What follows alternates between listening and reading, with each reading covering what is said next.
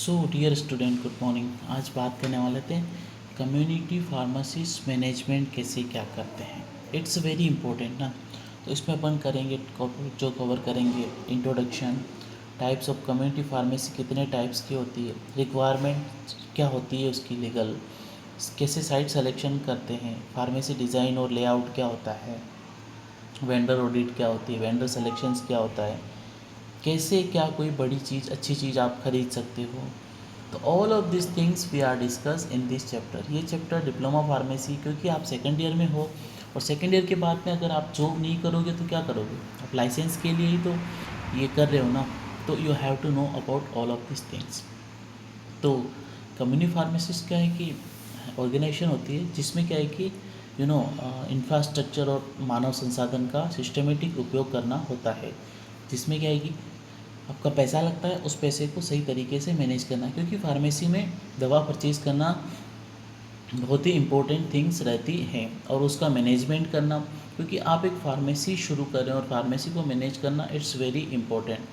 तो management is a process of doing and managing various activities such as planning, organisations, utilization of all available resources to attain organizational objective and individual goals. Okay, so all of these things we have to carry out, हमें करने की ज़रूरत पड़ेगी। तो ये क्या है कि प्रॉपर प्लानिंग और सिस्टमेटिक ढंग से हमें करना पड़ेगा। तो ही क्या है कि we have to do all of this things, otherwise what happen, otherwise क्या होगा, अगर हमने सिस्टमेटिक ढंग से और अच्छे तरीके से इन सब चीज़ों को मैनेज नहीं किया तो क्या होगा, तो ये होगा कि आपका है ना प्लानिंग फेल हो सकता है। ठीक है। तो कम्युनिटी फार्मेसीज के कुछ टाइप्स होते हैं, कुछ नेचर्स होते हैं। How will be address all of these things. तो on the basis of nature of establishment, ownership, administration and management, the community pharmacies are classified into the following types. Community pharmacies को अपन जिन types में या जिन जिन वे में divide कर सकते हैं, उसमें आपकी इंडिपेंडेंट फार्मेसी, इंडिपेंडेंट मतलब कि स्वतंत्र, यानी कि जिसमें रजिस्टर्ड फार्मेसी खुद फार्मासिस्ट ही खुद ओनर होता है और वो ही पूरी फार्मेसी को रन करता है, जिसमें कि वो क्विक सर्विस प्रोवाइड करता है, मेडिसिन से रिलेटेड, कम्युनिटी से रिलेटेड, और उसका कोई समय फिक्स नहीं होता है। अगला जो होता है चेन फार्मेसीज, जैसे आपने अपोलो फार्मेसीज की चेन देखी होगी। तो इसमें क्या है कि retail pharmacy owned by corporation and consists of many drug stores in a particular region or throughout the nations in an organized pharmacy chain, जैसे Apollo pharmacy chain, native RX chain, गेटवेट chain. तो इस तरह की pharmacy chain इनकी बनी होती है। ठीक है। तो they are manage all of this things, जैसे आपने Emami Frank Ross limited, global health care private, med life, Cipla, इन सब ने अपनी फार्मेसी चेन बना रखी है। तो ये अपना बिजनेस चेन के थ्रू करते हैं। अगला जो है pharmacy super market. Super market में आपने देखा होगा ई फार्मेसी जो नेट में ने अपना बिजनेस फैला रखा है ना। तो the super market is equipped with A pharmacy store which along with other department operate as a community pharmacy setting akin to chain pharmacies. Few other retail outlets such as e-pharmacy, nursing home pharmacy, and independent outpatient pharmacy in hospital do exist, but strictly speaking this pharmacy may not be classified as community pharmacy. Supermarket वाली, hospital वाली, तो इनको आप community में strictly consider नहीं कर सकते हो। ठीक है। अब क्या लीगल रिक्वायरमेंट रहती है कोई फार्मेसी स्टोर सेटअप करने के लिए? Yes, it's required legal requirement. What legal requirement to set up a community pharmacy? The community pharmacy should be vigilant all of times while working in pharmacy so as to comply to the legal requirement. The following are concerned with the community pharmacy practice in India: Drug and Cosmetic Act 1940 and Rules 1945, Narcotic Drugs and Psychotic Substance Acts 1985, Drug Price Control Order 1995, Drugs and Magic Remedies Act Rule 1954, Consumer Protection Act 1986, pharmacy act 1948। तो ये सारे rules आपको पता होना चाहिए। अगर आप pharmacy का सेटअप कर रहे हैं, आपके सराउंडिंग एरिया में कोई फार्मेसी नहीं है, and if you want to set up all of this things then you have to know about this. Because क्या है कि अगर हमें कुछ रूल्स रेगुलेशंस का पता नहीं होता है ना, that time it should B create problematic to us. So we have to know all of these things. It's very very important to us. Drug and Cosmetic Act 1940 and Rules 1945. तो drug and cosmetic act 1940 important है, जहाँ पे क्या है कि pharmacy के setup में कैसे क्या रूल्स रहते हैं, आप क्या मैन्युफैक्चर कर रहे हो तो क्या रूल्स रहेंगे, डिस्ट्रीब्यूशन और सेल्स कर रहे हो तो क्या रूल्स रहेंगे, तो all of this things are enrolled in this drugs and cosmetics. So in the statement of object in intent to control manufacturer, sale and distribution of drugs and cosmetics, monitor the license or premise from which drugs sold or distributed. Upon drugs का licence का वो check करेंगे कि भाई आपका जो drugs sold हो रही डिस्ट्रीब्यूटेड हो रही है उस लाइसेंस को प्रॉपरली चेक करेंगे. ठीक है. उसके बाद में narcotic drugs and psychotic substance act 1985 क्या कहता है कि important legislation in India that address the control and regulation of operations leading to narcotic drugs and psychotic substance act has been passed with the objective of consolidating and amending the laws related to narcotic drugs and psychotic substances, making stringent provisions for the control of the operation related to the narcotic drugs and psychotic substances. मतलब जो NDPS की जो drugs आती है ना उनके rules regulations they are following, उनके rules regulations को वे मेंटेन करते हैं. फिर आता है DPCO drug price control order 1995. तो DPCO में क्या है कि an order that regulate and fixes the price of bulk drugs and formulation. It's objective are to fix the maximum retail sale price of the formulations, to fix penalties for contravention of provisions of other orders. तो DPCO में 1995 में क्या है कि drug price control orders को manage किया जाता है. अगला जो है drugs and magic remedies act and rules 1954.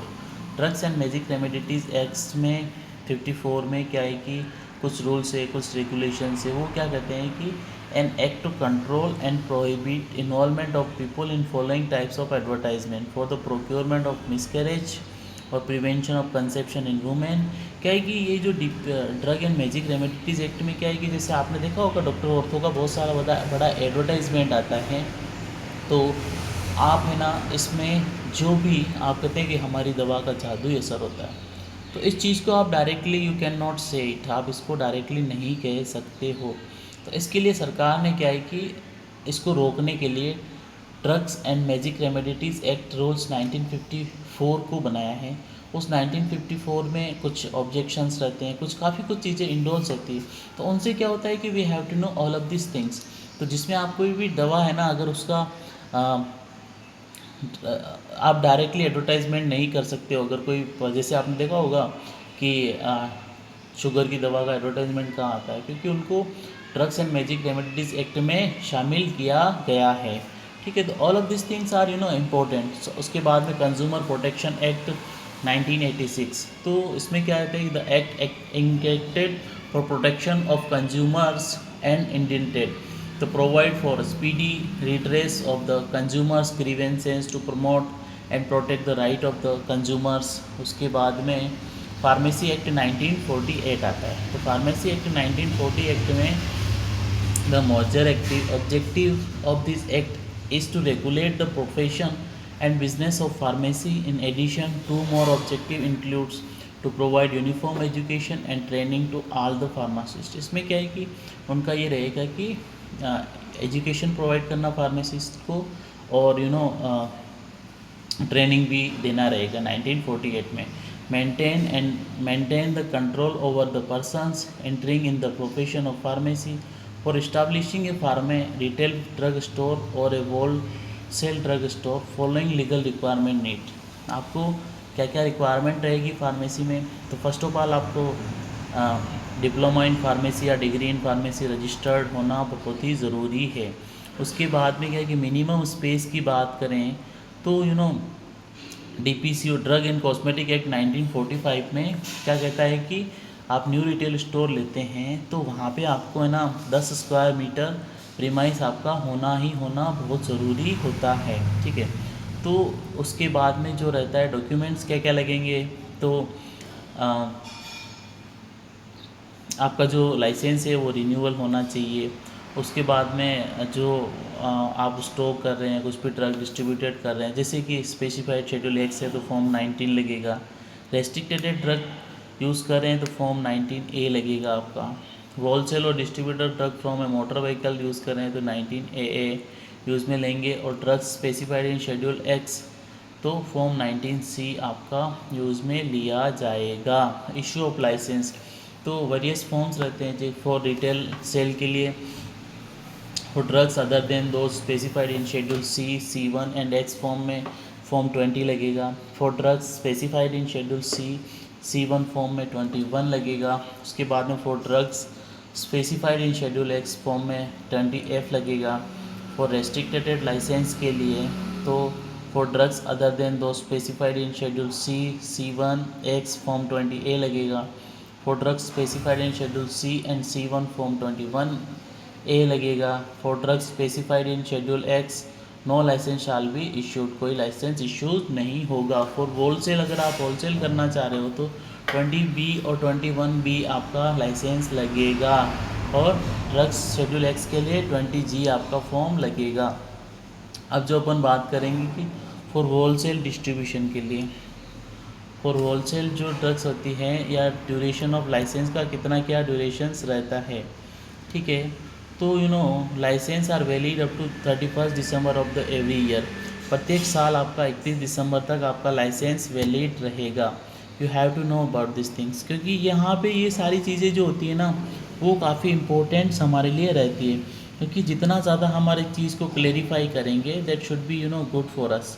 और जितना every step is good for us, we if you are doing good then it should be we are getting good outputs and good all of these things, okay। so licence valid 31 दिसंबर रहेगा और 6 महीने पहले आपको expiry से बचाना रहेगा। Before expiry of licence application for the renewal of the license in the prescribed form combined with the prescribed fees paid through challan should be submitted to the licensing authority को आपको submit करना रहेगा। फिर licence for retail sales form 20 लगेगा, licence for wholesale 20B लगेगा, application form 19 लगेगा जिसमें आपकी 1500 रुपये फ़ीस रहेगी और एडिशनल पर मंथ 500 रुपये आपको देने रहेंगे, ठीक है। फॉर्म 21 में 21B में फॉर्म 19 1500, तो ये ना 1500 रुपये लगते हैं, तो मैक्सिमम आपको 1500 रुपये पे आउट करना रहेगा। जनरल लाइसेंस में क्या है कि लाइसेंस शुड भी आपको दिखाना रहेगा, प्रोमिनेंट प्लेस पे विजिबल टू पब्लिक होना चाहिए। Purchase of drug should be from duly licence manufacture और द डीलर से आपका ना लाइसेंस परचेज करना चाहिए। ड्रग स्पेसिफाइड जो है ना C और C1 वाली, उनको आपको प्रॉपर ढंग से स्पेसिफाइड करना रहेगा। स्टोरेज और all of this things you have to maintain. अब जो रहेगा the records register which are maintain shall be preserve for 2 years from the date of last entry, okay. Condition for restricted licence के लिए क्या conditions रहती है, तो licence must have adequate premise equipped with adequate facility for proper storage of the drugs only purchase from a duly licence dealer और manufacturer. Licence can only deal in such drugs hold supervision of a qualified person. Drug should be sold in original container. तो ये सारी चीज़ें we have to take care. अब जो आपका आता है साइट सिलेक्शन कैसे क्या करते हैं फार्मासिस्ट के लिए, तो during the selection of a site for a new pharmacy following factor should be consider. Near by hospital होना चाहिए, ड्रग स्टोर लोकेशन गुड होनी चाहिए, मैक्सिमम पेशेंट की वहाँ पे मोबिलिटी होनी चाहिए, मल्टी फैसिलिटीज़ अवेलेबल होनी चाहिए आपके पास। Site of pharmacy particular city suitable among those people, लोग आते जाते हों ऐसी जगह पे होना चाहिए। उसके बाद में फार्मेसी साइट जो है फ्री पार्किंग फैसिलिटी आपको देनी चाहिए। पॉसिबल हो तो neighbourhood of community shopping centre और convenience and accessible for the consumer, मतलब जहाँ पे आपका पेशेंट आ जा सकता है ना वहाँ पे आपकी फार्मेसीज की लोकेशंस होनी चाहिए। If it's all of this are have you have it then it should be good for us. जैसे आपका ड्रग सुपरमार्केट के पास में, nearby physician clinic, flow traffic ज़्यादा जहाँ आता है, bank, post office, shopping centre, उनके पास में आपका फार्मेसी होनी चाहिए, ठीक है। अब जो नेक्स्ट जो है कि फार्मेसी डिज़ाइन और इंटीरियर क्या होना चाहिए, तो deciding the structure and designing of community pharmacy, the following factor: ease and convenience of the consumer, patient की आवाजाही के पास में होना चाहिए, एस्थेटिक अपीयरेंस बहुत अच्छा नॉर्मल दिखना चाहिए, प्रॉपर स्पेस दिखना चाहिए, ठीक है। उसके बाद में आपको एडिशनल सर्विस भी कोई रिकॉर्डिंग है या फिर ब्लड शुगर है, एस्टिमेशन है, बॉडी वेट मेजरमेंट, ये सारी यू हैव टू गिवन है।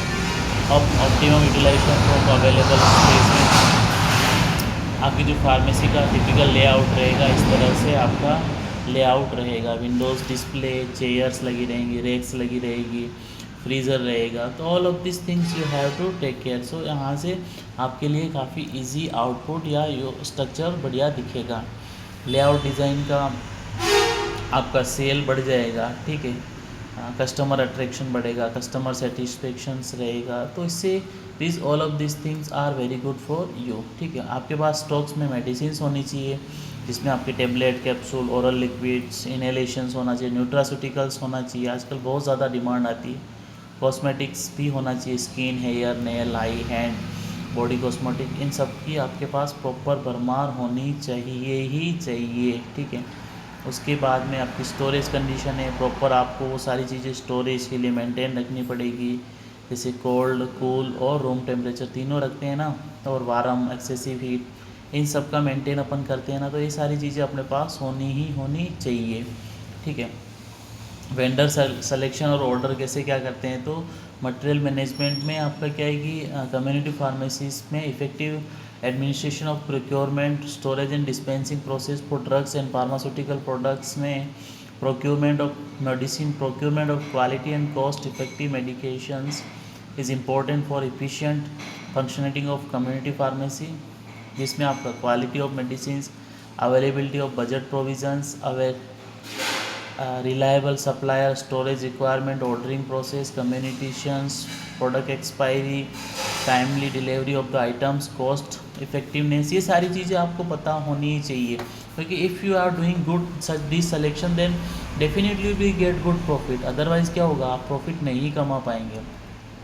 अगला जो आता है वेंडर सिलेक्शंस में क्या है कि उसकी पुराना रिकॉर्ड देखना चाहिए, कितने साल से वो काम कर रहा है, रेपुटेशंस कैसी क्या है, कोई रेगुलेटरी इश्यूज़ तो नहीं आ रही है, फाइनेंशियल स्टेबिलिटी है कि नहीं है, तो all of this things we are checking, ठीक है। वेंडर ऑडिट में वेन फार्मासिस्ट क्या है कि कोई सप्लायर सेलेक्ट करता है तो दो शुड उसको आइडेंटिफाई, स्क्रूटनाइज करता है कि examination and evaluation of the supplier premises and transportation of facility refer to vendor audit. इसमें कम्युनिटी फार्मासिस्ट में use vendor auditing tool while selecting vendor activities carried out under supervision of pharmacy staff, handling medicines are trained, transport of medicine, proper vehicle, storage area।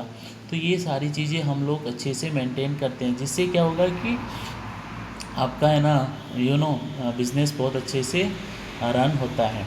अब आपका है ना factors deciding the order list, order list पे कैसे decide होता है, जैसे कि आपका मेडिकेशन कंजप्शंस क्या है, डाटा क्या कह रहा है, स्टॉक रिकॉर्ड्स क्या कह रहा है, सीजनल डिजीज़ क्या हो रही है, डॉक्टर्स प्रिस्क्राइबिंग ट्रेंड्स क्या चल रहा है, हैबिट्स क्या है, miscellaneous storage facility, general trend increasing life style disease, schemes offered by companies promotions के लिए, एपिडेमिक आउटसोर्सेज।